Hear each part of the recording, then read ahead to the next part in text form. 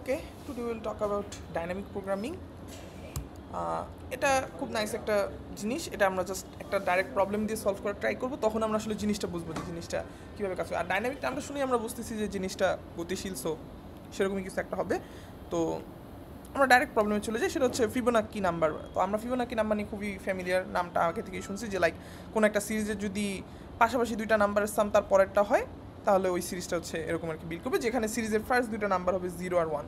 Meanwhile আমরা এটাও জানি না যে মানে এটা খুব কমন না, সেটা হচ্ছে ফার্স্ট টার্মটা যদি 2 হয় আর পরেরটা যদি 1 হয়, দেন যদি এরকম একটা রিকারেন্স তৈরি করা হয় লাইক যে পাশাপাশি দুইটা নাম্বারের সাম হচ্ছে পরেরটা হবে, তখন সেটাকে লুকাস নাম্বার বা লুকাস সিরিজ বলা হয়ে থাকে, আর ওই সিরিজের নাম্বারগুলোকে লুকাস নাম্বার বলা হয়।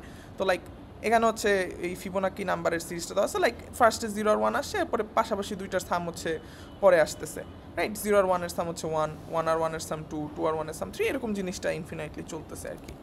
আচ্ছা, তো এখন প্রবলেম হলো যেটা, যে আমরা সাপোজ হচ্ছে ফিবোনাকি নাম্বারের 5 নাম্বার টার্মটাকে ডিফাইন করবো, লাইক এখানে আমরা 3কে বের করবো, ঠিক আছে?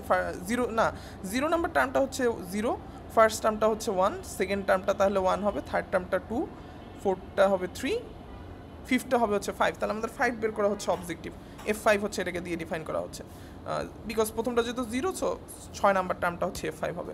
তো F5 বের করতে গেলে আমরা নর্মালি প্রোগ্রামিংয়ের সময় করি কি, যে F5 থেকে বের করতে হলে আমাকে F4 আর F3 এর ভ্যালু বের করতে হয়, রিকারেন্স দিয়ে যদি সলভ করতে হয়। F4 করতে গেলে F3, F2 বের করা লাগবে, তো F3 বের করতে গেলে F2, F1 বের করা লাগবে, অর্থাৎ বাম দিকে আগাইতে থাকি, ডান পাশেগুলো আমি জাস্ট দেখাইছি।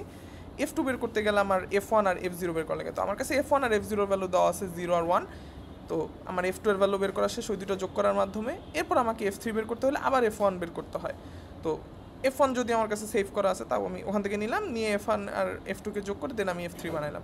এরপর F4 এর কাছে ব্যাক গেলাম, এরপর যখন আমাকে F2 বের করতে হয়, তখন কিন্তু আমার F2 এর ভ্যালু একটু আগে আমি সেম কাজটা করছিলাম, বাট আমাকে F2 এর ভ্যালু ডাইরেক্ট কোথাও সেভ না থাকায় আমাকে ওই F2 এর ভ্যালুকে আবার ভেঙে নিতে হয়, অর্থাৎ রিকারেন্স যেভাবে সলভ হইতে থাকে ওভাবে আগাইতে থাকে, F2 ভেঙে F1 F0 হয়, F1 আর F0 ভ্যালু থেকে আবার আমরা F2 পাই। সো কাজটা করতে হয়, কিন্তু এই সেম কাজ আমাকে বারবার করতে হয়। দেন আমি F4-এ ব্যাক আসি, F5-এ যাই, সেখান থেকে আবার F3-তে আসা লাগে। এই যে F3 এর ভ্যালু আমি পুরোটা কিন্তু একটু আগেই বের করছিলাম, সো F3-কে আমার F2 আর F1 আবার বের করা লাগে। তো আমরা যদি ছবিটা খেয়াল করে দেখি যে আমাদের এই বাম পাশের ভ্যালুগুলোকে দিয়ে আগাচ্ছি, লাস্টে যে আমার F1 আর F0-র ভ্যালু বের করতে হবে, দেন এই দুটো যোগ করে F2 রেডি হয়ে যায়। বাট এই যে ডান পাশে যে পোর্শনগুলো, লাইক এই যে F2, F1, F0, এই পোর্শনগুলো আমার কিন্তু আবার কাউন্ট করতে হয়, F2, F1, F0।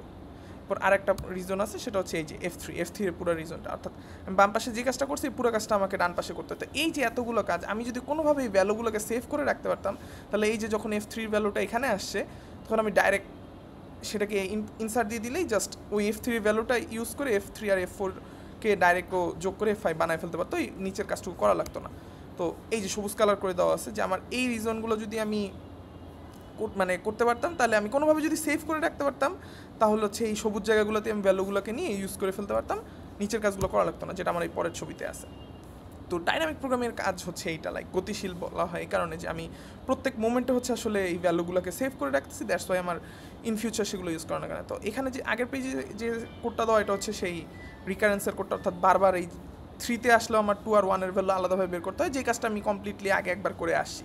বাট এখানে যে কোডটা দাও সেটা করা লাগবে না, বিকজ এখানে অ্যারের মাধ্যমে এই প্রত্যেকটার ভ্যালু আলাদা আলাদাভাবে সেভ করে রাখা হয়েছে। তো এটাই মূলত একটু স্টোর খরচ হয়, অর্থাৎ এই অ্যারের যে জায়গাটা, এই জায়গাটা খরচ হয়, বাট সুবিধা হচ্ছে কি আমার টাইম কমপ্লেক্সিটি কমে যায়, বিকজ আগেরটার ক্ষেত্রে এরকম প্রত্যেকটা ট্রি যখন ছড়াইতে থাকে আমরা জানি যে 2n এর কাছাকাছি একটা টাইম কমপ্লেক্সিটি লাগে। তো এখানে সেই জিনিসটা কমে যায়, কমে গিয়ে হচ্ছে কি আমার জাস্ট হচ্ছে যতগুলো, তো আমরা দেখছি জাস্ট প্রত্যেক লাইনে দুইটা একটা, তো প্রায় হচ্ছে 2n এর কাছাকাছি আমার ভ্যালু লাগে। তো দেখা যায় যে সেটা কমপ্লেক্সিটিতে n এর কাছাকাছি দাঁড়ায়। তো আগেরটায় লাগতেছে 2n, যেটা অনেক বেশি, এখানে n এর কাছাকাছি, সো টাইম খুবই কম লাগে। বাট হ্যাঁ, স্টোর খরচ হয়, বাট আমাদের জন্য সুবিধাজনক। দেখা যায় যে ফিবোনাকির নাম্বারগুলো আমরা খুব দ্রুত বের করতে পারি। তো এরকম আমরা ইন ফিউচার আর কি আরও পড়বো ডায়নামিক প্রোগ্রামিং নিয়ে। এখানে হচ্ছে গিয়ে জাস্ট একটা ওই আগে যেটা দেখাইছি ফিবোনাকি নাম্বারের ডিজাইনটা, ওইটা। তো এই পর্যন্তই আজকে।